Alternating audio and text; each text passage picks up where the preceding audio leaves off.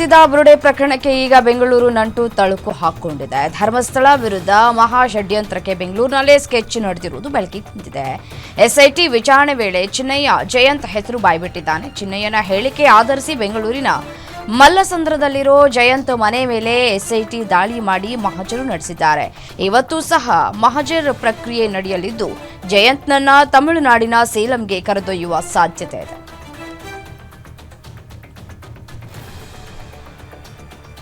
ಬುರುಡೆ ಚಿನ್ನಯ್ಯನ ಬಗ್ಗೆ ಜಯಂತ್ ಪತ್ನಿ ಸ್ಫೋಟಕ ಹೇಳಿಕೆ ನೀಡಿದ್ದಾರೆ. ನಮ್ಮ ಮನೆಯಲ್ಲೇ ಚಿನ್ನಯ್ಯ 3-4 ದಿನ ಇದ್ರು. ಧರ್ಮಸ್ಥಳ ಕೇಸ್ ಸಂಬಂಧ ಮಾಸ್ಕ್ ಕಳಚಿದ ಮೇಲೆ ಗೊತ್ತಾಯಿತು. ಅದುವರೆಗೂ ಇದೇ ವ್ಯಕ್ತಿ ಅನ್ನೋ ವಿಷಯ ನನಗೆ ಗೊತ್ತಿರಲಿಲ್ಲ. ನಮ್ಮ ಮನೆಗೆ ಎಸ್ಐಟಿ ಅಧಿಕಾರಿಗಳು ಬರುವ ವಿಷಯವೂ ಗೊತ್ತಿರಲಿಲ್ಲ. ನಾವು ಯಾವುದೇ ತಪ್ಪು ಮಾಡಿಲ್ಲ, ಹೆದರಿ ಓಡು ಹೋಗೋದಿಲ್ಲ. ನಮ್ಮ ಮನೆಯಲ್ಲಿ ಯಾವುದೇ ಲ್ಯಾಪ್ಟಾಪ್, ಫೋನ್ ವಶಕ್ಕೆ ಪಡೆದಿಲ್ಲ ಅಂತ ಗ್ಯಾರಂಟಿ ನ್ಯೂಸ್ಗೆ ಜಯಂತ್ನ ಪತ್ನಿ ಸೈಮಾ ಹೇಳಿಕೆಯನ್ನು ನೀಡಿದ್ದಾರೆ. ಹಲವು ದಾಖಲೆಗಳೊಂದಿಗೆ ವಿಚಾರಣೆಗೆ ಹಾಜರಾಗುವಂತೆ ಬೆಳ್ತಂಗಡಿ ಪೊಲೀಸ್ ಯೂಟ್ಯೂಬರ್ ಸಮೀರ್ಗೆ ಸೂಚಿಸಿತ್ತು. ಲ್ಯಾಪ್ಟಾಪ್, ಹಾರ್ಡ್ ಡಿಸ್ಕ್, ಮೂಲ ವಿಡಿಯೋ ಹಾಗೂ ತಾಂತ್ರಿಕ ಸಾಕ್ಷ್ಯಗಳನ್ನು ತರುವುದಕ್ಕೆ ಖಾಕಿ ಆದೇಶವನ್ನು ನೀಡಿತ್ತು. ಆ ನಿಟ್ಟಿನಲ್ಲಿ ಎಐ ವಿಡಿಯೋ ಮಾಡಿದ್ದ ಸಮೀರ್ ಬಂದು ಬೆಳ್ತಂಗಡಿ ಪೊಲೀಸರು ಕೇಳಿದ ಸಾಕ್ಷ್ಯಗಳನ್ನು ನೀಡಿದ್ದಾನೆ. ಸುಮಾರು 45 ನಿಮಿಷಗಳ ವಿಚಾರಣೆಯ ನಂತರ ಠಾಣೆಯಿಂದ ಹೊರಟಂತಹ ಸಮೀರ್ ಮುಂದಿನ ದಿನ ವಿಚಾರಣೆಗೆ ಹಾಜರಾಗುವಂತೆ ಬೆಳ್ತಂಗಡಿ ಪೊಲೀಸರು ತಿಳಿಸಿದ್ದಾರೆ.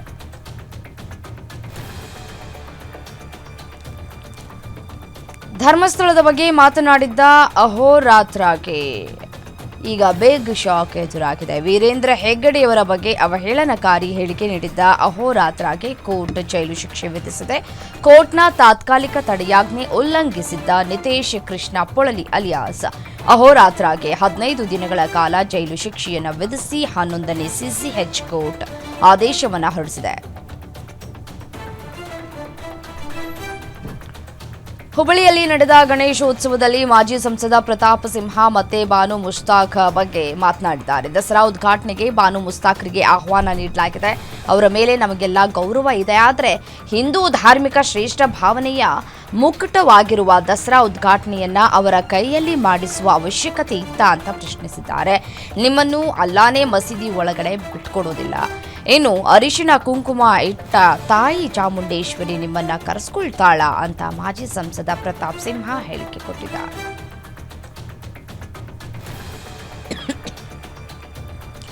ಬಾನು ಮುಸ್ತಾಕ್ ಈ ಬಾರಿಯ ದಸರಾ ಉತ್ಸವ ಉದ್ಘಾಟಿಸ್ತಾ ಇರುವುದರ ವಿರುದ್ಧ ತೀವ್ರ ಸ್ವರೂಪದ ಆಕ್ಷೇಪಣೆ ಎತ್ತಿರುವ ಪ್ರತಾಪ್ ಸಿಂಹ ವಿರುದ್ಧ ಪರಿಷತ್ ಸದಸ್ಯ ಎಚ್ ವಿಶ್ವನಾಥ್ ಕಿಡಿಕಾರಿದ್ದಾರೆ. ಪ್ರತಾಪ್ ಸಿಂಹಗೆ ಚರಿತ್ರೆಯೇ ಗೊತ್ತಿಲ್ಲ, ಇತಿಹಾಸವನ್ನ ಓದುವುದು ಒಳಿತು. ಮೈಸೂರು ಸಂಸ್ಥಾನದ ದಿವಾನರಾಗಿದ್ದ ಮಿರ್ಜಾ ಇಸ್ಮಾಯಿಲ್ರನ್ನ ಮಹಾರಾಜರು ಅಂಬಾರಿ ಮೇಲೆ ಪಕ್ಕದಲ್ಲಿ ಕೂರಿಸಿಕೊಳ್ತಾ ಇದ್ರು ಅಂತ ವಿಶ್ವನಾಥ್ ಹೇಳಿದ್ದಾರೆ. ಚಾಮುಂಡಿ ಬೆಟ್ಟ ಹಿಂದೂಗಳಿಗೆ ಸೇರಿದ್ದಲ್ಲ ಎಂಬ ಡಿಸಿಎಂ ಡಿಕೆ ಶಿವಕುಮಾರ್ ಅವರ ಹೇಳಿಕೆಗೆ ಇದೀಗ ಯದುವಂಶಸ್ಥೆ ಪ್ರಮೋದಾದೇವಿ ಒಡೆಯರ್ ಅವರು ಕೂಡ ಮಾತನಾಡಿದ್ದಾರೆ. ಚಾಮುಂಡಿ ಬೆಟ್ಟ ಹಿಂದೂಗಳದ್ದು ಅಂತ ಗಟ್ಟಿ ಧ್ವನಿಯಲ್ಲಿ ಪ್ರತಿಪಾದಿಸಿದ್ದಾರೆ. ಜೊತೆಗೆ ಚಾಮುಂಡಿ ತಾಯಿಯನ್ನ ರಾಜಕೀಯ ವಿಷಯವಾಗಿ ಮಾಡಿಕೊಂಡಿದ್ದಕ್ಕೂ ಬೇಸರವನ್ನ ಹೊರಹಾಕಿದ್ದಾರೆ. ಚಾಮುಂಡಿ ಹಿಂದೂ ದೇವರು, ಯದುವಂಶಕ್ಕೆ ಮನೆ ದೇವರು.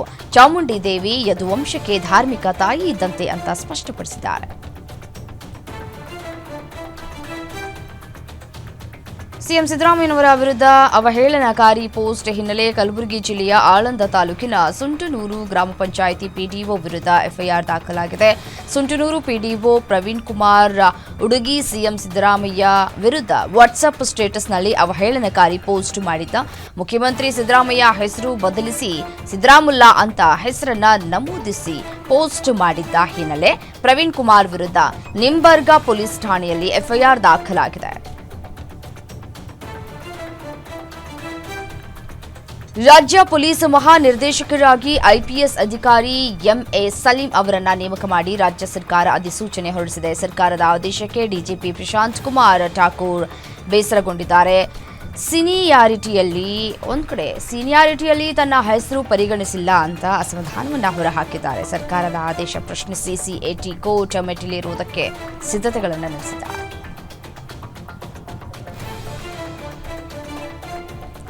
ಹುಬ್ಬಳ್ಳಿಯ ಈದ್ಗಾ ಮೈದಾನ ರಾಣಿ ಚೆನ್ನಮ್ಮ ಮೈದಾನವಾಗಿ ಮರುನಾಮಕರಣಗೊಂಡಿದೆ. ಈ ಬಗ್ಗೆ ಹುಬ್ಬಳ್ಳಿಯ ಮಹಾನಗರ ಪಾಲಿಕೆ ಸಾಮಾನ್ಯ ಸಭೆಯಲ್ಲಿ ಅಂತಿಮ ತೀರ್ಮಾನ ಕೈಗೊಳ್ಳಲಾಗಿದೆ. ರಾಣಿ ಚೆನ್ನಮ್ಮ ಅನ್ನೋ ನಾಮಕರಣಕ್ಕೆ ಹಲವು ವರ್ಷಗಳಿಂದ ಬೇಡಿಕೆ ಇತ್ತು. ಇದೀಗ ಸಾರ್ವಜನಿಕರ ಬೇಡಿಕೆಯನ್ನ ಪಾಲಿಕೆ ಮಾನ್ಯ ಮಾಡಿದೆ. ಈ ಸಂಬಂಧ ಪಾಲಿಕೆಯಿಂದ ಠರಾವು ಪಾಸ್ ಆಗಿದ್ದು ಹುಬ್ಬಳ್ಳಿ ಮಂದಿ ಫುಲ್ ಖುಷಿಯಾಗಿದ್ದಾರೆ. ಸ್ಪೀಟ್ ಆಡುತ್ತಿದ್ದಾಗ ಪೊಲೀಸರು ದಾಳಿ ಮಾಡಿದ್ದಾರೆ. ಈ ವೇಳೆ ಅವಘಡವೊಂದು ಸಂಭವಿಸಿದೆ. ದಾಳಿ ವೇಳೆ ಹೃದಯಾಘಾತವಾಗಿ ವ್ಯಕ್ತಿಯೊಬ್ಬ ಕೊನೆಯುಸಿರೆಳೆದಿದ್ದಾನೆ. ಯಾದಗಿರಿಯ ಹುಣಸಗಿ ತಾಲೂಕಿನ ವಜ್ಜಲ್ ಗ್ರಾಮದಲ್ಲಿ ಘಟನೆ ನಡೆದಿದೆ. ಸ್ಪೀಟ್ ಆಡ್ತಾ ಇದ್ದ ಮಂಜು ಎಂಬಾತ ಹಾರ್ಟ್ ಅಟ್ಯಾಕ್ಗೆ ಸಾವನ್ನಪ್ಪಿದ್ದಾನೆ.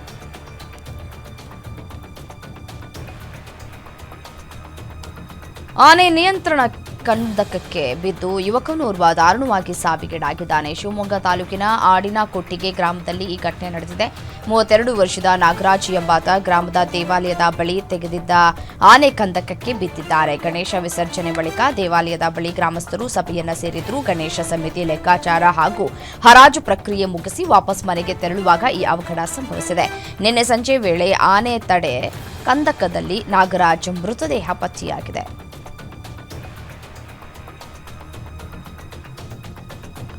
ದೊಡ್ಡಬಳ್ಳಾಪುರ ತಾಲೂಕಿನ ಮುತ್ತೂರು ಪಟಾಕಿ ಅವಘಡ ಪ್ರಕರಣದಲ್ಲಿ ಚಿಕಿತ್ಸೆ ಫಲಕಾರಿಯಾಗದೆ ಮತ್ತೊಬ್ಬ ಯುವಕ ಸಾವನ್ನಪ್ಪಿದ್ದಾನೆ.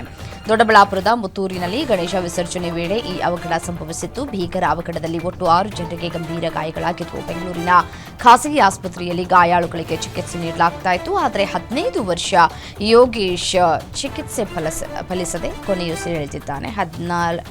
ಒಂದು ಕಡೆ ಈ 15 ವರ್ಷದ ಬಾಲಕ ಸಾವನ್ನಪ್ಪಿದ್ರೆ ಮತ್ತಷ್ಟು ಸಾವು ನೋವುಗಳು ಹೆಚ್ಚಾಗುವ ಸಾಧ್ಯತೆಗಳು ಕೂಡ ಕಂಡು ಬರ್ತಾ ಇದೆ.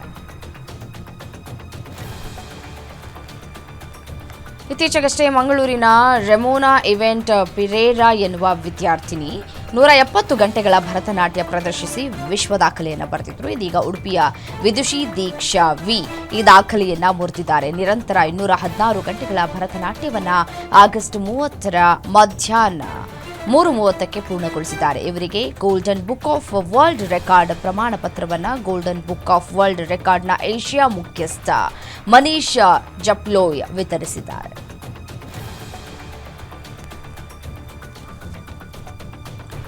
ಇಂದು ಕರಾವಳಿ ಜಿಲ್ಲೆಗಳು, ಉತ್ತರ ಒಳನಾಡಿನ ಬಾಗಲಕೋಟೆ, ಬೆಳಗಾವಿ, ಬೀದರ್, ಯಾದಗಿರಿ ಹಾಗೂ ದಕ್ಷಿಣ ಒಳನಾಡಿನ ಬಳ್ಳಾರಿ, ಚಿಕ್ಕಬಳ್ಳಾಪುರ, ತುಮಕೂರು, ವಿಜಯನಗರ ಸೇರಿದಂತೆ ಹಲವು ಜಿಲ್ಲೆಗಳಲ್ಲಿ ಹಗುರದಿಂದ ಸಾಧಾರಣ ಮಳೆಯಾಗುವ ಸಾಧ್ಯತೆ ಇದೆ ಅಂತ ಹವಾಮಾನ ಇಲಾಖೆ ಮುನ್ಸೂಚನೆ ನೀಡಿದೆ. ಬೆಂಗಳೂರು ಮತ್ತು ಸುತ್ತಮುತ್ತಲಿನ ಪ್ರದೇಶಗಳಲ್ಲಿ ಮುಂದಿನ 48 ಗಂಟೆಗಳವರೆಗೆ ಸಾಮಾನ್ಯವಾಗಿ ಮೋಡ ಕವಿದ ವಾತಾವರಣ ಇರಲಿದ್ದು ಹಗುರ ಮಳೆಯಾಗುವ ಸಾಧ್ಯತೆ ಇದೆ.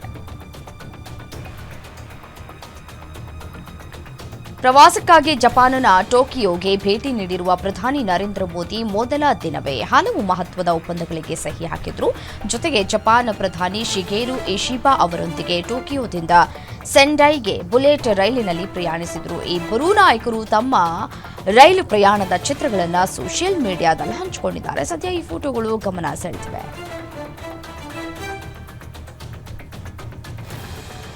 ಪ್ರಧಾನಿ ಮೋದಿ ಜಪಾನ್ಗೆ ಭೇಟಿ ನೀಡಿದ ಸಂದರ್ಭದಲ್ಲಿ ಜಪಾನ್ ಪ್ರಧಾನಿ ಇಶಿಬಾ ಮತ್ತು ಅವರ ಪತ್ನಿಗೆ ವಿಶೇಷ ಉಡುಗೊರೆಯನ್ನ ನೀಡಿದ್ದಾರೆ.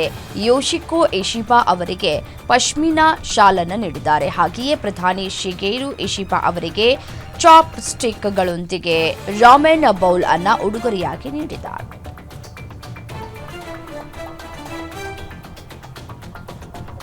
ಅಮೆರಿಕದ 50% ಹೆಚ್ಚುವರಿ ಸುಂಕದ ವಿರುದ್ಧ ತಿರುಗಿ ಬಿದ್ದಿರುವ ಭಾರತ ನೆರೆ ರಾಷ್ಟ್ರಗಳೊಂದಿಗಿನ ಸಂಬಂಧ ವೃದ್ಧಿಗೆ ಮುಂದಾಗಿದೆ. ಇದರ ಭಾಗವಾಗಿ ಸುಮಾರು 7 ವರ್ಷಗಳ ಬಳಿಕ ಪ್ರಧಾನಿ ನರೇಂದ್ರ ಮೋದಿ ಚೀನಾಕ್ಕೆ ತೆರಳಿದ್ದಾರೆ. 2 ದಿನಗಳ ಜಪಾನ್ ಪ್ರವಾಸ ಮುಗಿಸಿದ ಮೋದಿ 2 ದಿನಗಳ ಪ್ರವಾಸಕ್ಕಾಗಿ ಚೀನಾಕ್ಕೆ ತೆರಳಿದ್ದಾರೆ. ಶಾಂಘೈ ಸಹಕಾರ ಸಂಸ್ಥೆಯ ಶೃಂಗಸಭೆಯಲ್ಲಿ ಭಾಗವಹಿಸುವುದಕ್ಕೆ ನರೇಂದ್ರ ಮೋದಿ ಚೀನಾದ ಬಂದರು ನಗರಿ ಟಿಯಾನ್ಜಿನ್ಗೆ ತೆರಳಿದ್ದಾರೆ.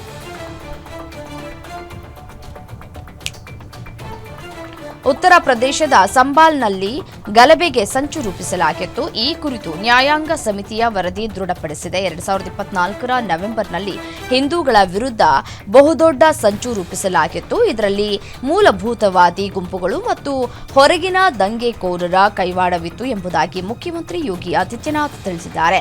ನ್ಯಾಯಾಂಗದ 3 ಸದಸ್ಯರ ಸಮಿತಿಯನ್ನ ಭೇಟಿ ಮಾಡಿದ ಬಳಿಕ ಯೋಗಿ ಇದನ್ನು ಸ್ಪಷ್ಟಪಡಿಸಿದ್ದಾರೆ.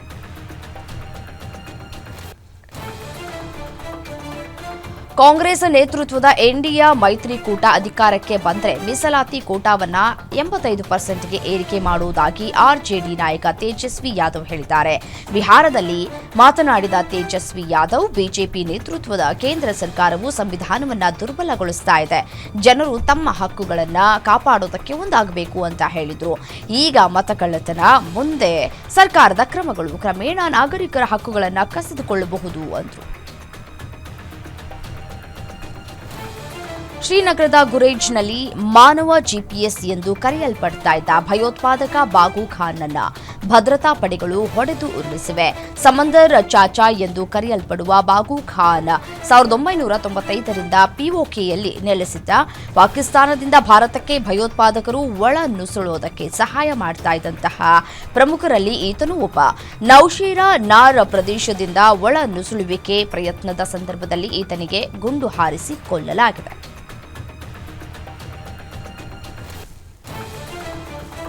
ಕೇಂದ್ರ ಸರ್ಕಾರವು ಇರಾನ್ಗೆ ವಲಸೆ ಹೋಗುವ ಭಾರತೀಯ ನಾಗರಿಕರಿಗೆ 2006ರಲ್ಲಿ ನೀಡಿದ್ದ ವಲಸೆ ಅನುಮತಿ ವಿನಾಯಿತಿಯನ್ನ ರದ್ದುಗೊಳಿಸಿದೆ.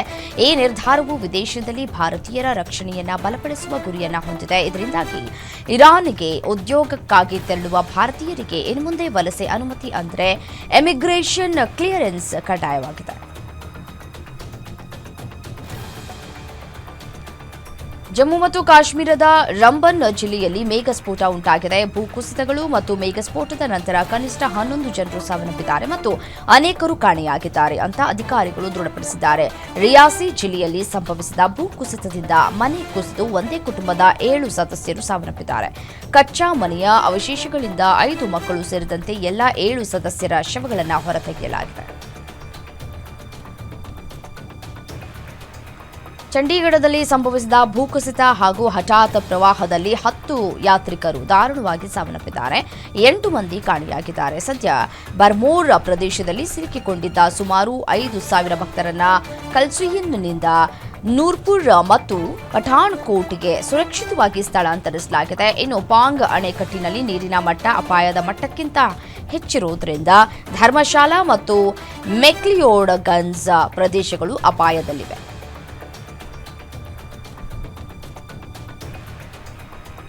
ದೆಹಲಿಯ ಪ್ರಸಿದ್ಧ ಕಲ್ಕಾಜಿ ದೇವಾಲಯದಲ್ಲಿ ಪ್ರಸಾದ ವಿತರಣೆಗೆ ಸಂಬಂಧಿಸಿದ ವಾಗ್ವಾದವು ಭೀಕರ ಕೊಲೆಗೆ ಕಾರಣವಾಗಿದೆ. ದೇವಾಲಯದಲ್ಲಿ 15 ವರ್ಷಗಳಿಂದ ಸೇವಕನಾಗಿ ಸೇವೆ ಸಲ್ಲಿಸ್ತಾ ಇದ್ದ ಯೋಗೇಂದ್ರ ಸಿಂಗ್ ಎಂಬಾತನ ಮೇಲೆ ದಕ್ಷಿಣ ಕೊರಿಯಾ ನಿವಾಸಿ ಅತುಲ್ ಪಾಂಡೆ ನೇತೃತ್ವದ ಗುಂಪೊಂದು ದೊಣ್ಣೆಯಿಂದ ಕ್ರೂರವಾಗಿ ಹಲ್ಲೆ ನಡೆಸಿ ಕೊಲೆ ಮಾಡಿದ್ದಾರೆ.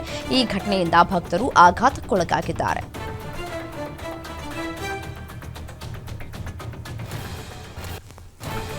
ಚೆನ್ನೈನ ಸವಿತಾ ವೈದ್ಯಕೀಯ ಕಾಲೇಜಿನ 39 ವರ್ಷದ ಹೃದಯ ಶಸ್ತ್ರಚಿಕಿತ್ಸಕ ಡಾಕ್ಟರ್ ಗ್ರಾಡ್ಲಿನ್ ರಾಯ್ ಆಸ್ಪತ್ರೆಯಲ್ಲಿ ರೌಂಡ್ಸ್ ವೇಳೆ ಹೃದಯಾಘಾತದಿಂದ ಕುಸಿದು ಮೃತಪಟ್ಟ ಘಟನೆ ನಡೆದಿದೆ. ಈ ಘಟನೆ ಯುವ ವೈದ್ಯರ ಆರೋಗ್ಯದ ಬಗ್ಗೆ ಗಂಭೀರ ಚರ್ಚೆಗೆ ಕಾರಣವಾಗಿದೆ.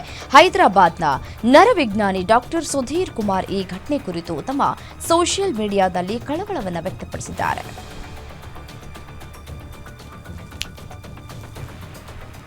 ಶ್ರೀನಗರದ ಬೆಮಿನಾ ಪ್ರದೇಶದಲ್ಲಿ ಟ್ರಾಫಿಕ್ ಪೊಲೀಸರೊಬ್ಬರು ವ್ಯಕ್ತಿಯೊಬ್ಬರಿಗೆ ಕಪಾಳಕ್ಕೆ ಹೊಡೆದ ಘಟನೆಗೆ ಸಂಬಂಧಪಟ್ಟಂತೆ ತನಿಖೆಗೆ ಆದೇಶಿಸಲಾಗಿದೆ. ಟ್ರಾಫಿಕ್ ಪೊಲೀಸರು ವಾಹನದ ದಾಖಲೆಗಳನ್ನು ಪರಿಶೀಲಿಸುವ ವೇಳೆ ವ್ಯಕ್ತಿಯೊಂದಿಗೆ ತೀವ್ರ ವಾಗ್ವಾದ ನಡೆಸಿದ್ದಾರೆ. ಕೆಲವೇ ಕ್ಷಣಗಳಲ್ಲಿ ಪೊಲೀಸರು ಆ ವ್ಯಕ್ತಿಯ ಕಪಾಳಕ್ಕೆ ಹೊಡೆದಿದ್ದಾರೆ. ಈ ಘಟನೆಯ ವಿಡಿಯೋ ಸಾಮಾಜಿಕ ಜಾಲತಾಣಗಳಲ್ಲಿ ವೈರಲ್ ಆಗಿದ್ದು, ಶ್ರೀನಗರ ಟ್ರಾಫಿಕ್ ವಿಭಾಗದ ಹಿರಿಯ ಅಧೀಕ್ಷಕ ಐಜಾಜ್ ಅಹ್ಮದ್ ತನಿಖೆಗೆ ಸೂಚನೆಯನ್ನು ನೀಡಿದ್ದಾರೆ.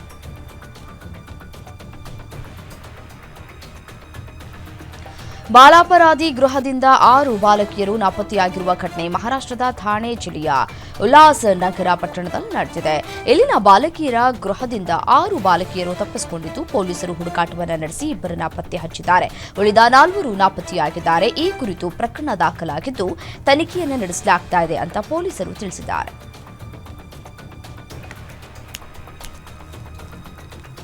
ಸರ್ಕಾರಿ ಶಾಲೆಯೊಂದರಲ್ಲಿ ಶಿಕ್ಷಕರೊಬ್ಬರು ವಿದ್ಯಾರ್ಥಿಗಳಿಗೆ ಚಿತ್ರ ಹಿಂಸೆಯನ್ನು ನೀಡುತ್ತಾ ಇರುವಂತಹ ಆಘಾತಕಾರಿ ವಿಡಿಯೋ ಸಾಮಾಜಿಕ ಜಾಲತಾಣದಲ್ಲಿ ವೈರಲ್ ಆಗ್ತಾ ಇದ್ದಂತೆ ಆಕ್ರೋಶ ಭುಗಿಲೆದ್ದಿದೆ. ಮಧ್ಯಪ್ರದೇಶದ ಸರ್ಕಾರಿ ಶಾಲೆಯೊಂದರಲ್ಲಿ ಈ ಘಟನೆ ನಡೆದಿದೆ. ಮುಖ್ಯ ಶಿಕ್ಷಕ ಮಹೇಶ್ ಚೌಧರಿ ತರಗತಿಯೊಳಗೆ ತನ್ನ ವಿದ್ಯಾರ್ಥಿಗಳಿಗೆ ಹಿಂಸೆ ನೀಡಿದ್ದಾನೆ. ವಿಡಿಯೋದಲ್ಲಿ ಚೌಧರಿ 6 ವರ್ಷದ ಬಾಲಕನ ಬಾಯಿಯನ್ನ ಒತ್ತಿ ನೆಲದ ಮೇಲೆ ಮಲಗಿಸ್ತಾ ಇರುವುದನ್ನು ಕಂಡು ಬಂದಿದೆ ಆ ಒಂದು ವಿಡಿಯೋದಲ್ಲಿ. ನಂತರ ಮಗುವಿನ ಬೆನ್ನು ಮೂಳೆಯ ಮೇಲೆ ಕೋಲನ್ನ ಇಟ್ಟು ಕೆಳಗೆ ಒತ್ತಿದ್ದಾರೆ.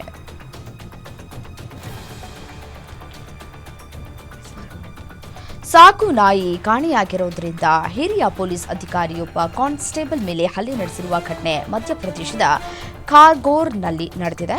ನಾಯಿ ಕಾಣೆಯಾಗಿರುವುದಕ್ಕೆ ಪೊಲೀಸ್ ಕಾನ್ಸ್ಟೇಬಲ್ ರಾಹುಲ್ ಚೌಹಾಣ್ ಕಾರಣ ಅಂತ ಆರೋಪಿಸಿ ಆರ್ಐ ಸೌರಭ್ ಸಿಂಗ್ ಕುಶ್ವಾಹಾ ಹಲ್ಲೆಯನ್ನು ನಡೆಸಿದ್ದಾನೆ. ಈ ಸುದ್ದಿ ಸಾಮಾಜಿಕ ಮಾಧ್ಯಮಗಳಲ್ಲಿ ವೈರಲ್ ಆಗಿದ್ದು, ಬಳಿಕ ಕುಶ್ವಾಹಾ ವಿರುದ್ಧ ವಿವಿಧ ಸಂಘಟನೆಗಳು ಪ್ರತಿಭಟನೆಯನ್ನು ನಡೆಸಿವೆ. ಹೆಂಡತಿ ಸತ್ಲು ಅಂತ ಆಕೆಯ ತಂಗಿಯನ್ನ ಮದುವೆ ಮಾಡಿಕೊಟ್ರೆ ಆಕೆಯ 17 ವರ್ಷದ ಮತ್ತೊಬ್ಬ ತಂಗಿಯೂ ಬೇಕು ಅಂತ ವ್ಯಕ್ತಿಯೊಬ್ಬ ಹಠ ಹಿಡಿದು ವಿದ್ಯುತ್ ಟವರ್ ಏರಿ ಕುಳಿತಿರುವಂತಹ ಘಟನೆ ಉತ್ತರ ಪ್ರದೇಶದ ಕನೌಜ್ನಲ್ಲಿ ನಡೆದಿದೆ. ರಾಜ ಸಕ್ಸೇನಾ ಮೊದಲು 2021ರಲ್ಲಿ ಒಬ್ಬ ಮಹಿಳೆಯನ್ನ ಮದುವೆಯಾಗಿದ್ದ. ಆದರೆ ಮರು ವರ್ಷವೇ ಅನಾರೋಗ್ಯದಿಂದ ಆಕೆ ನಿಧನರಾಗಿದ್ದಾರೆ. ನಂತರ ಅವನು ಅವಳ ತಂಗಿಯನ್ನು ಕೂಡ ಮದುವೆಯಾಗಿದ್ದಾನೆ. ಕ್ಷುಲ್ಲಕ ಕಾರಣಕ್ಕೆ ಮಹಿಳೆಯೊಬ್ಬಳು ವ್ಯಕ್ತಿಯನ್ನ ಅವಾಚ್ಯ ಶಬ್ದಗಳಿಂದ ನಿಂದಿಸುತ್ತಾ ಕಪಾಳ ಮೋಕ್ಷ ಮಾಡಿರುವ ಘಟನೆ ಆಂಧ್ರ ಪ್ರದೇಶದಲ್ಲಿ ನಡೆದಿದೆ. ವ್ಯಕ್ತಿಯೊಬ್ಬರಿಗೆ ಕಪಾಳಕ್ಕೆ ಹೊಡೆದಿದ್ದೂ ಅಲ್ಲದೆ ಚಪ್ಪಲಿಯಿಂದ ಥಳಿಸಿದ್ದಾಳೆ. ಮಹಿಳೆಯು ತನ್ನ ಶಾಲನ್ನ ಹಾಕಿ ಕಾಯ್ದಿರಿಸಿದ ಬಸ್ ಸೀಟಿನಲ್ಲಿ ಆ ವ್ಯಕ್ತಿ ಬಂದು ಕುಳಿತಿದ್ದಕ್ಕೆ ಜಗಳ ಮಾಡಿದ್ದಾಳೆ. ಕೊನೆಗೆ ಇಬ್ಬರು ಪರಸ್ಪರ ಕಿತ್ತಾಡಿಕೊಂಡಿದ್ದಾರೆ. ಈ ಘಟನೆ ಈ ಒಂದು ವಿಡಿಯೋ ಸೋಷಿಯಲ್ ಮೀಡಿಯಾದಲ್ಲಿ ವೈರಲ್ ಆಗಿದೆ. ವಿಶೇಷಚೇತನ ವ್ಯಕ್ತಿಯೊಬ್ಬರು ತನ್ನ ಸ್ಕೂಟರ್ ಅನ್ನ ಹಿಂದಕ್ಕೆ ತೆಗೆಯುವಾಗ ತೆರೆದ ಚರಂಡಿಗೆ ಬಿದ್ದ ಆಘಾತಕಾರಿ ಘಟನೆ ದೆಹಲಿಯ ಇಂದಿರಾಪುರಂನಲ್ಲಿ ನಡೆದಿದೆ. ಈ ಘಟನೆ ಕ್ಯಾಮೆರಾದಲ್ಲಿ ಸೆರೆಯಾಗಿದ್ದು, ಘಟನೆಯ ವಿಡಿಯೋ ಸಾಮಾಜಿಕ ಮಾಧ್ಯಮದಲ್ಲಿ ವೈರಲ್ ಆಗಿದೆ. ರಾಷ್ಟ್ರ ರಾಜಧಾನಿಯಲ್ಲಿ ಮೂಲಭೂತ ಸೌಕರ್ಯ ಮತ್ತು ಸುರಕ್ಷತಾ ಸಮಸ್ಯೆಗಳನ್ನು ಪರಿಹರಿಸುವಲ್ಲಿ ಆಡಳಿತ ವ್ಯವಸ್ಥೆ ವಿಫಲವಾಗಿದೆ ಅಂತ ಹಲವರು ಆಕ್ರೋಶವನ್ನು ವ್ಯಕ್ತಪಡಿಸಿದ್ದಾರೆ.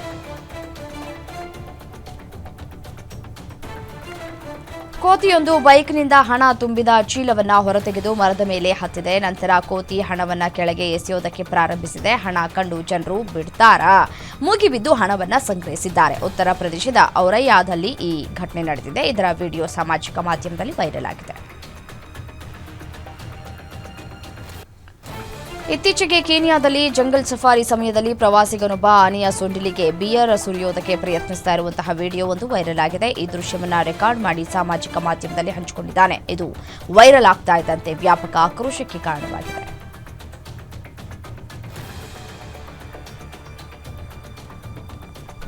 ಆಮದು ಸುಂಕ ಕಾನೂನು ಬಾಹಿರ ಅಂತ ಯುಎಸ್ ಕೋರ್ಟ್ ಹೇಳಿದೆ. ಅಮೆರಿಕ ಅಧ್ಯಕ್ಷ ಡೊನಾಲ್ಡ್ ಟ್ರಂಪ್ ನಿರ್ಧಾರಕ್ಕೆ ಕೋರ್ಟ್ ಛೀಮಾರಿ ಹಾಕಿದೆ.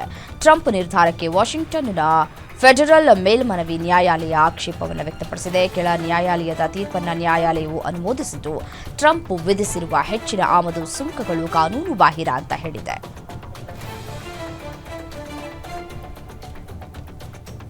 ಕಾಮನ್ವೆಲ್ತ್ ವೇಟ್ ಲಿಫ್ಟಿಂಗ್ ಚಾಂಪಿಯನ್ಶಿಪ್ನ ಕೊನೆಯ ದಿನದಂದು ಭಾರತದ ಮೆಹಕ್ ಶರ್ಮಾ ಮಹಿಳೆಯರ 86 ಕೆಜಿಗಿಂತ ಹೆಚ್ಚಿನ ವಿಭಾಗದಲ್ಲಿ ಬೆಳ್ಳಿ ಪದಕ ಗೆದ್ದರು. ಭಾರತ ಹಿರಿಯರ ವಿಭಾಗದಲ್ಲಿ ಒಟ್ಟು 13 ಪದಕಗಳನ್ನು ಗೆದ್ದಿದ್ದು, ಇದರಲ್ಲಿ 3 ಚಿನ್ನ, 7 ಬೆಳ್ಳಿ ಮತ್ತು 3 ಕಂಚಿನ ಪದಕಗಳು ಸೇರ್ಪಡೆಯಾಗಿವೆ.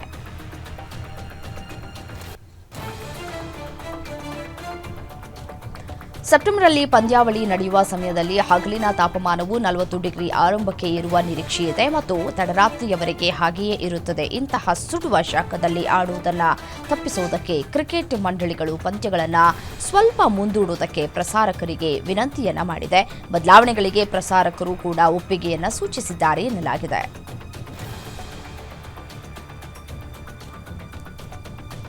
ದೆಹಲಿ ಪ್ರೀಮಿಯರ್ ಲೀಗ್ 2025ರ ಎಲಿಮಿನೇಟರ್ ಪಂದ್ಯದ ಸಮಯದಲ್ಲಿ ಮೈದಾನದಲ್ಲಿ ನಿತೀಶ್ ರಾಣಾ ಅವರೊಂದಿಗೆ ವಾಗ್ವಾದ ನಡೆಸಿದ ಕಾರಣಕ್ಕೆ ದಿಗ್ವೇಶ್ ರಾಥಿಗೆ ಭಾರೀ ದಂಡ ವಿಧಿಸಲಾಗಿದೆ. ನಿತೀಶ್ ರಾಣಾಗೂ ದಂಡ ವಿಧಿಸಲಾಗಿದೆ. ವೆಸ್ಟ್ ಡೆಲ್ಲಿ ಲಯನ್ಸ್ ಮತ್ತು ಸೌತ್ ಡೆಲ್ಲಿ ಸೂಪರ್ ಸ್ಟಾರ್ಸ್ ನಡುವಿನ ಪಂದ್ಯದಲ್ಲಿ ರಾಥಿ ಮತ್ತು ನಿತೀಶ್ ನಡುವೆ ವಾಗ್ವಾದ ನಡೆದು ಉಭಯ ಆಟಗಾರರು ಕೈಕೈ ಮಿಲಾಯಿಸುವ ಹಂತಕ್ಕೆ ಹೋಗಿದ್ದಾರೆ.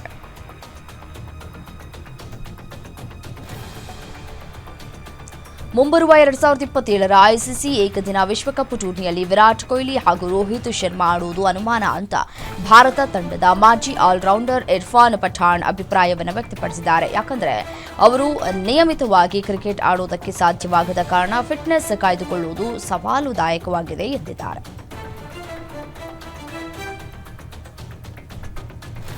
ಕೇರಳ ಕ್ರಿಕೆಟ್ ಲೀಗ್ನ ಪ್ರತಿಯೊಂದು ಪಂದ್ಯವೂ ರೋಮಾಂಚನದಿಂದ ಕೂಡಿದೆ. ಅದಾನಿ ತ್ರಿವನ್ಡ್ರಮ್ ರಾಯಲ್ಸ್ ವಿರುದ್ಧದ ಟೂರ್ನಿಯ 19ನೇ ಪಂದ್ಯದಲ್ಲಿ ಸಲ್ಮಾನ್ ನಿಜಾರ್ ಕ್ಯಾಲಿಕಟ್ ಗ್ಲೋಬ್ಸ್ಟಾರ್ ಪರ ಅದ್ಭುತ ಇನ್ನಿಂಗ್ಸ್ ಆಡಿದ್ರು. ಅವರು 12 ಎಸೆತಗಳಲ್ಲಿ ಬರೋಬ್ಬರಿ 11 ಸಿಕ್ಸರ್ ಸಿಡಿಸಿ ವಿಶ್ವ ದಾಖಲೆಯನ್ನು ಬರೆದಿದ್ದಾರೆ. ಕೆರಿಬಿಯನ್ ಪ್ರೀಮಿಯರ್ ಲೀಗ್ ಟೂರ್ನಿಯಲ್ಲಿ ಆಡ್ತಾ ಇರುವ ವೆಸ್ಟ್ ಇಂಡೀಸ್ ದಿಗ್ಗಜ ಕೈರೋನ್ ಪೊಲಾರ್ಡ್ ಟಿ20 ಕ್ರಿಕೆಟ್ನಲ್ಲಿ ದೊಡ್ಡ ದಾಖಲೆಯನ್ನು ಬರೆದಿದ್ದಾರೆ. ಟಿ20 ಕ್ರಿಕೆಟ್ನಲ್ಲಿ 14,000 ರನ್ಗಳು ಹಾಗೂ 300 ವಿಕೆಟ್ಗಳನ್ನು ಕಬಳಿಸಿದ ವಿಶ್ವದ ಮೊದಲ ಆಟಗಾರ ಎಂಬ ದಾಖಲೆಯನ್ನು ಬರೆದಿದ್ದಾರೆ. ರಾಯಲ್ ಚಾಲೆಂಜರ್ಸ್ ಬೆಂಗಳೂರು 2025ರ ಜೂನ್ 4ರಂದು ಚಿನ್ನಸ್ವಾಮಿ ಕ್ರೀಡಾಂಗಣದ ಹೊರಗೆ ಸಂಭವಿಸಿದ ಕಾಲ್ತುಳಿತದಲ್ಲಿ ಪ್ರಾಣ ಕಳೆದುಕೊಂಡ 11 ಅಭಿಮಾನಿಗಳ ಕುಟುಂಬಗಳಿಗೆ ತಲಾ 25 ಲಕ್ಷ ರೂಪಾಯಿಗಳ ಆರ್ಥಿಕ ನೆರವನ್ನು ಘೋಷಿಸಿದೆ. ಹೊಸದಾಗಿ ಪ್ರಾರಂಭಿಸಲಾದ ಆರ್ಸಿಬಿ ಕೇರ್ಸ್ ನಿಧಿಯ ಅಡಿಯಲ್ಲಿ ಈ ನೆರವು ಘೋಷಿಸಲಾಗಿದೆ. ಎಕ್ಸ್ ಮತ್ತು ಇನ್ಸ್ಟಾಗ್ರಾಂ ಖಾತೆಯಲ್ಲಿ ಫ್ರಾಂಚೈಸಿಯು ಶನಿವಾರ ಅಧಿಕೃತವಾಗಿ ಘೋಷಣೆಯನ್ನು ಮಾಡಿದೆ.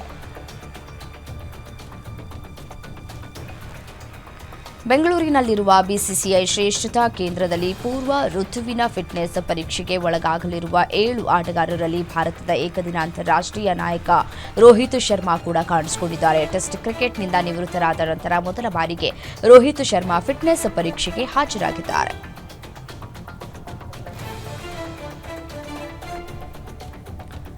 ರೇಣುಕಾಸ್ವಾಮಿ ಕೊಲೆ ಕೇಸ್ನಲ್ಲಿ 5 ಆರೋಪಿಗಳನ್ನು ಪರಪ್ಪನ ಅಗ್ರಹಾರದಿಂದ ಶಿಫ್ಟ್ ಮಾಡಬೇಕು ಅಂತ ನ್ಯಾಯಾಲಯಕ್ಕೆ ಅರ್ಜಿ ಸಲ್ಲಿಸಲಾಗಿತ್ತು. ವಿಚಾರಣೆ ನಡೆಸಿದ ಕೋರ್ಟ್ ಮುಂದಿನ ತಿಂಗಳು 2ನೇ ತಾರೀಕು ಆದೇಶ ಪ್ರಕಟ ಮಾಡಲಾಗುವುದು ಅಂತ ಅರ್ಜಿಯನ್ನು ಮುಂದೂಡಿದೆ. ದರ್ಶನ್ ದಿಂಬು ಬೆಡ್ಶೀಟ್ ಕೊಡಬೇಕು ಅಂತ ಮನವಿ ಮಾಡಿಕೊಂಡ್ರೆ ಪವಿತ್ರ ಗೌಡ ಜಾಮೀನು ಕೊಡಬೇಕು ಅಂತ ಮನವಿಯನ್ನು ಮಾಡಿಕೊಂಡಿದ್ರು. ಇದೀಗ ಮುಂದಿನ ಆದೇಶದವರೆಗೂ ದರ್ಶನ್ ಕಾಯಬೇಕಾಗಿದೆ. ಸ್ಯಾಂಡಲ್ವುಡ್ ನಟ ಕಿಚ್ಚ ಸುದೀಪ್ ತಮ್ಮ ತಾಯಿ ಸರೋಜಾ ನೆನಪಿನಲ್ಲಿ ಸಾಮಾಜಿಕ ಕಾರ್ಯವೊಂದನ್ನು ಆರಂಭಿಸಿದ್ದಾರೆ. ಸರೋಜಾ ಅವರ ಹುಟ್ಟಿದ ದಿನವಾದ ಆಗಸ್ಟ್ 30ರಂದು ಗಿಡ ನೆಡುವ ಯೋಜನೆಗೆ ಸುದೀಪ್ ಚಾಲನೆ ನೀಡಿದ್ದಾರೆ. ಆ ಮೂಲಕ ಅವರ ನೆನಪನ್ನು ಶಾಶ್ವತವಾಗಿರಿಸುವುದಕ್ಕೆ ಮುಂದಾಗಿದ್ದಾರೆ.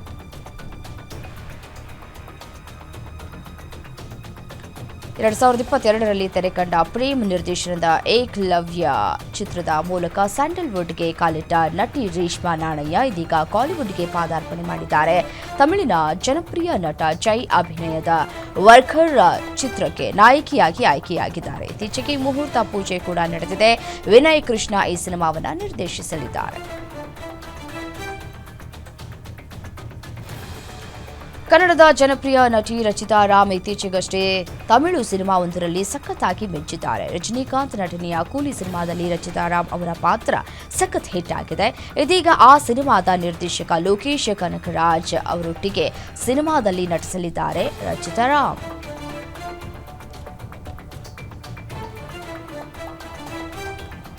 ಸೂ ಫ್ರಮ್ ಸೋ ಸಿನಿಮಾದ ಭರ್ಜರಿ ಯಶಸ್ಸಿನ ನಂತರ ಅದರ ಪ್ರಮುಖ ಪಾತ್ರಗಳಾದ ಬಾವಾ, ಗುರೂಜಿ ಮತ್ತು ಅಶೋಕರನ್ನ ಕರಾವಳಿಯ ಜನರು ಗಣೇಶ ಚತುರ್ಥಿಯ ಸಂದರ್ಭದಲ್ಲಿ ಅದ್ಭುತವಾಗಿ ಅನುಕರಿಸಿದ್ದಾರೆ. ಈ ವಿಡಿಯೋಗಳು ವೈರಲ್ ಆಗಿದ್ದು ಫ್ಯಾನ್ಸ್ಗಳು ತಮ್ಮ ಪ್ರತಿಕ್ರಿಯೆಗಳನ್ನು ನೀಡುತ್ತಾ ಇದ್ದಾರೆ. ಚಿತ್ರದ ಜನಪ್ರಿಯತೆಯನ್ನ ಇದು ಸಾಬೀತುಪಡಿಸ್ತಾ ಇದೆ.